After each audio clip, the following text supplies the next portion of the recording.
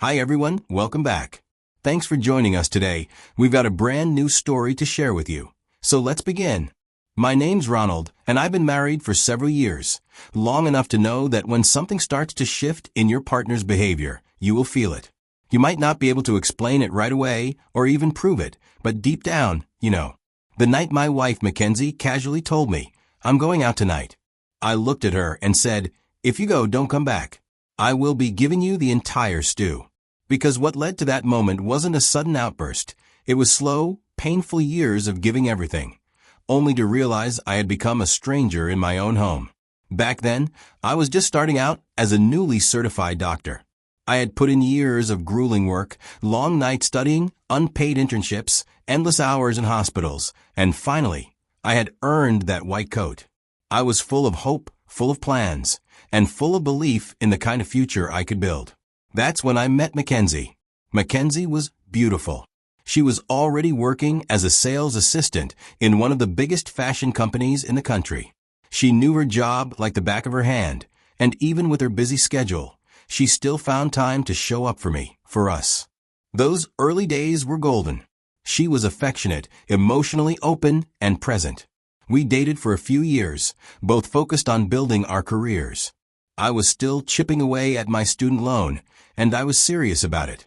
Every extra shift I took was all with the goal of clearing that debt as soon as possible, so we could start a life without that burden hanging over us.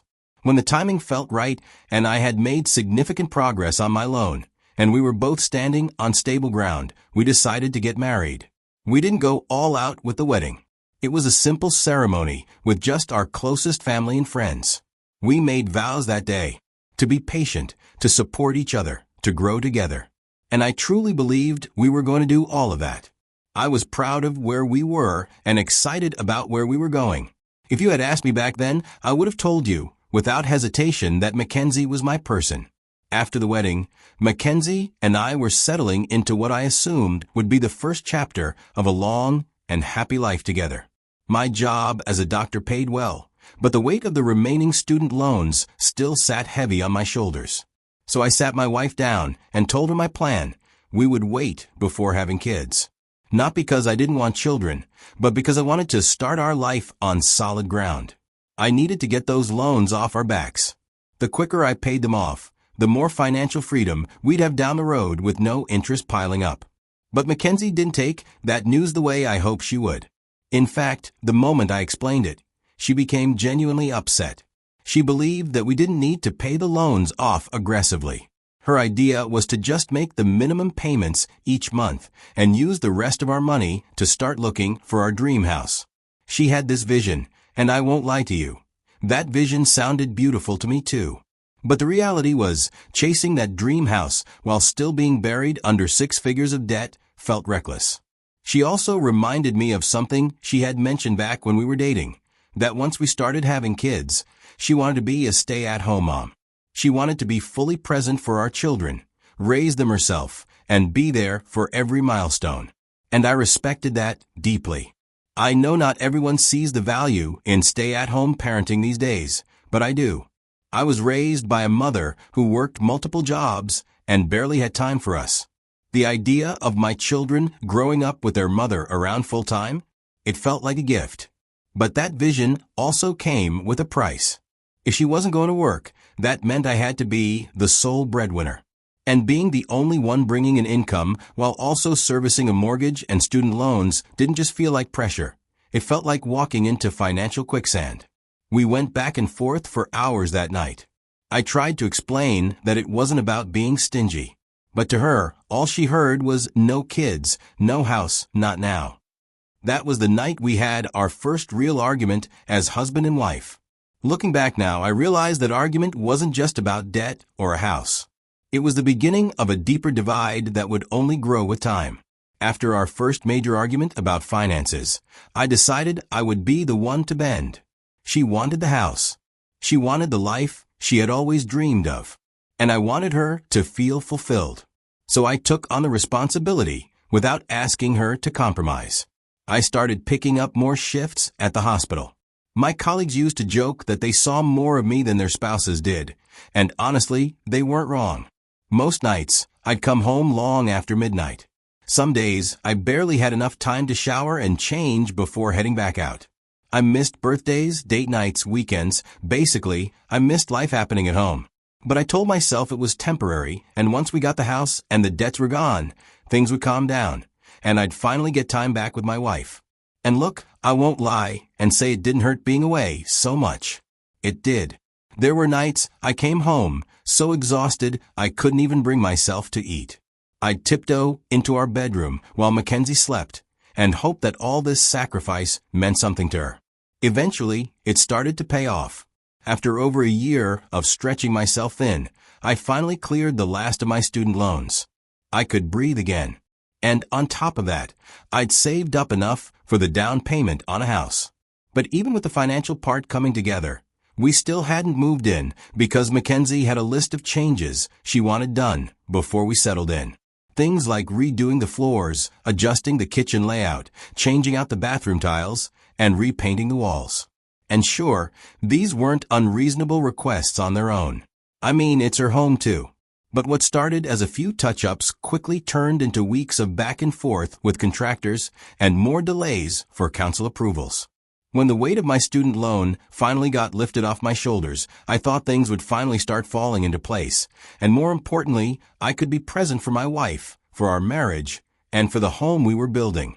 But the moment I slowed down and looked around, I realized things had changed. My wife wasn't the same woman I married. It was easy for her to pull away when I initiated intimacy with any excuse. "I'm tired," she'd say, or "Not now, I've got things to do." But those excuses started stacking up. Being more at home felt like I was interrupting a life she had gotten used to without me. I concluded that we both needed time to adjust now that I wasn't constantly gone. But as the days turned into weeks, I couldn't ignore what I was seeing. Almost every day, she came home late, and the excuses she gave insulted my intelligence. One day it was traffic, but the route she took was barely ever congested, especially at that time. Another time, she claimed she had to cover for a colleague, but she works in sales, not in emergency services. Even on weekends, when most people are resting or spending time with loved ones, she found reasons to leave the house. A coffee date here, an errand there. There is always something that takes her away from me. And yet, I still didn't react. I reminded myself that we had just secured our dream house, and once we moved in, she'd come around. Things would settle, and we could finally start talking seriously about starting a family. But even that felt like a fading dream. Our arguments had become more frequent, and the topic of kids, once something we both wanted, now felt like a landmine. We couldn't talk about the future without clashing. It's months after reducing my workload, and at this point, I couldn't keep pretending everything was fine. I had stayed quiet long enough, hoping the cold tension in the house would melt on its own. But it didn't. One evening, after another one of her random disappearances, I told Mackenzie straight, "I don't like the way we've been living." I told her we barely talk, we don't spend time together, and she's always gone, both physically and emotionally. I was tired of pretending that we still felt like a couple. But instead of listening or even pretending to understand, she exploded. It was like she had been waiting for me to say something so she could unload. She called me selfish, said I had spent years putting my job first and leaving her to feel lonely and unwanted. She said that all those nights I was working late, all the times I left for shifts without so much as sitting down for dinner with her, added up to neglect. And now that she was finally trying to live her life and enjoy herself again, I suddenly had a problem with it. It was hard to listen to her say those things because I had worked myself to the ground for us. And now she's saying I neglected her? Then she threw out something new by adding that she's in her baby girl phase now. I was completely confused. She explained that it's a stage where she just wants to enjoy herself, live freely, and do what makes her happy without answering to anyone. She said I couldn't tell her what to do, that she owed it to herself to focus on herself. In that moment, it was like I was speaking to a stranger wearing my wife's face. After that argument, it became crystal clear that nothing I said was going to fix things.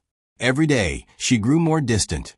Sometimes she would say she was going to hang out with friends, and other times she'd walk out the door without a word. It was like I didn't exist when I was around. And when I wasn't, she didn't bother to check if I was even coming home. The more I watched her slip away, the more I realized I needed answers, not guesses. So, I did what I never thought I'd do, by hiring a private investigator. The guy wasn't cheap, but I didn't care anymore. I needed to know what she was up to. It took weeks for the PI to come back with a report. And what I saw made my stomach turn. Mackenzie wasn't just emotionally distant. She was living like she wasn't even married. But even then, I didn't confront her with yelling or threats. I still wanted to try talking to her one last time and see if we could work on our marriage.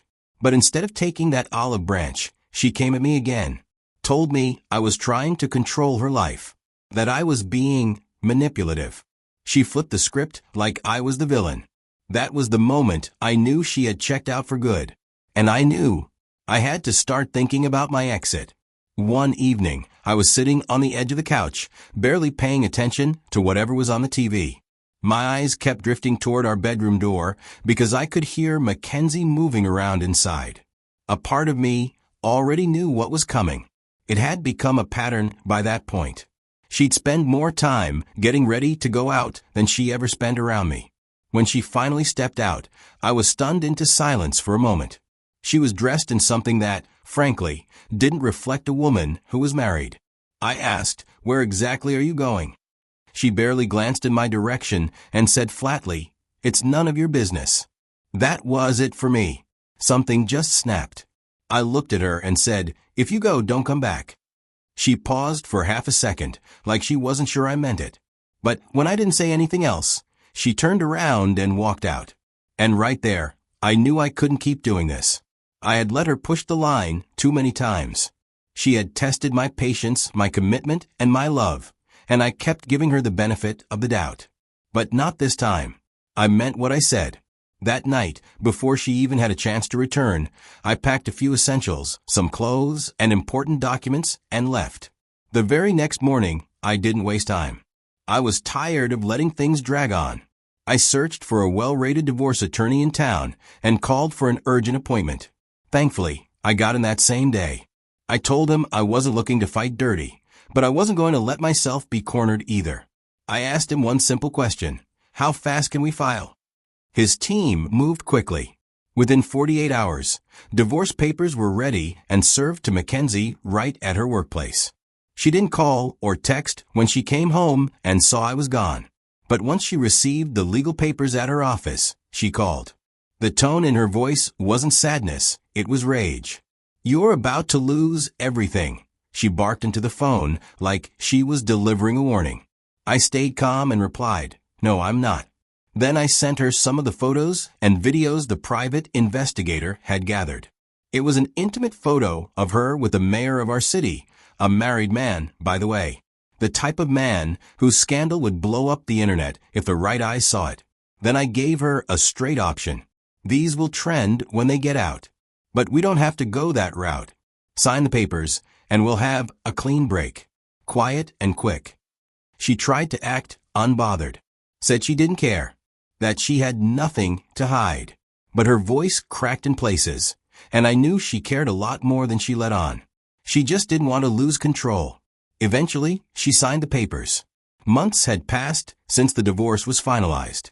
I came across an investigative piece about the mayor. Apparently, a journalist had been digging into his affairs. They set him up and caught him again, this time red-handed with another woman.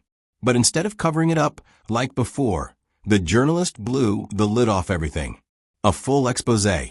Names, dates, venues, hotel receipts, surveillance footage.